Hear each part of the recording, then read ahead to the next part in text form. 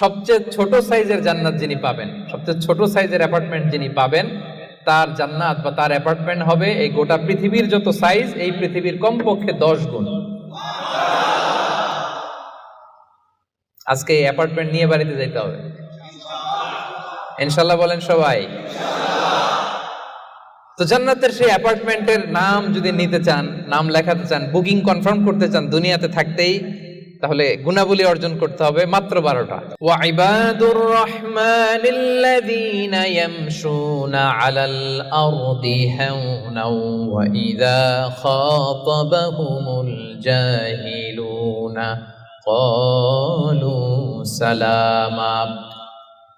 ইবাদুর রহমান, রহমানের বান্দাদের 12টা বৈশিষ্ট্য থাকবে। ইবাদুর রহমান, রহমানের বান্দা 12টা বৈশিষ্ট্য বা নৈতিক গুণ